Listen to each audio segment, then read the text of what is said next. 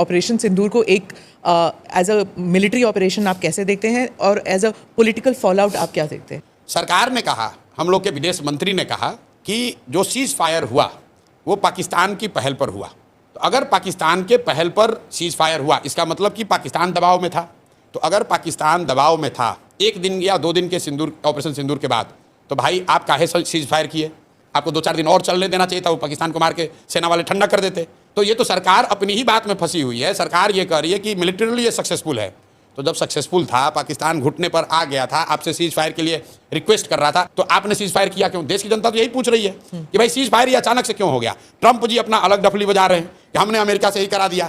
तो भाई ट्रंप की बात को हम क्यों मानेंगे? हम तो अपने देश की बात, सरकार की बात मानेंगे। हमारे देश की सरकार कह रही है कि पाकिस्तान के रिक्वेस्ट पर सीज फायर किया गया।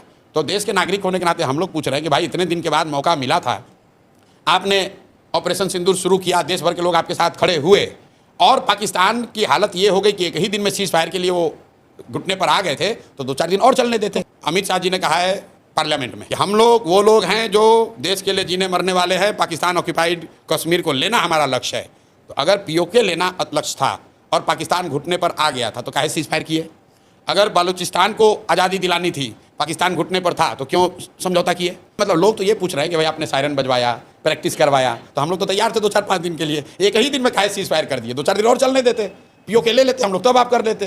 लोग ये चाह रहे हैं कि जब मौका मिल गया था तो पूरा हिसाब कर देते। बीजेपी के स्वयंभू नेताओं ने कहा कि अरे आपने इंदिरा जी को क्या देखा, हम तो पाकिस्तान को 4 टुकड़ा में कर देंगे, हम बलूचिस्तान बना देंगे, हम पीओके ले लेंगे। तो भाई कर लेना था। फिर आप कह रहे हैं भाई तो न्यूक्लियर स्टेट है। तो भाई न्यूक्लियर स्टेट वो एक ऑपरेशन सिंदूर होने के बाद थोड़ी ना बना, वो तो पहले से भी था। वो तो असेसमेंट मोदी जी जैसे विद्वान लोगों ने किया ही होगा पहले से। तो भाई काहे लड़ाई शुरू किए?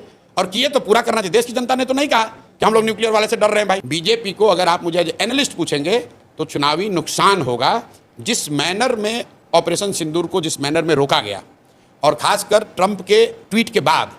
मैं अपना अनुभव आपको बता रहा हूँ। मुझे किसी ने अमेरिका से भेजा उस समय कि ट्रंप ने ट्वीट किया है कि सीज फायर हो गया। तो मैंने कहा यार फोटोशॉप होगा, ये ऐसा कैसे हो सकता है?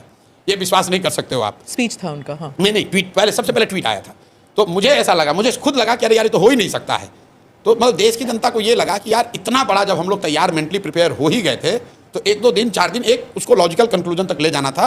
नहीं ले गए, चलिए उनका डिसीजन है, लेकिन नहीं हुआ, मतलब पॉलिटिकली वो खुद भी कह रहे नहीं हुआ है। उसके बाद आप मोदी जी का बयान सुनिए।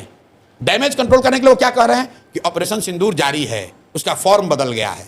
वो भी नहीं कह सकते हैं कि रोक दिया है, क्योंकि उनको भी मालूम है कि देश की जनता ये नहीं चाहती थी कि रुके। जिस तरीके से सीज फायर हुआ उससे बीजेपी को पॉलिटिकल नुकसान होगा।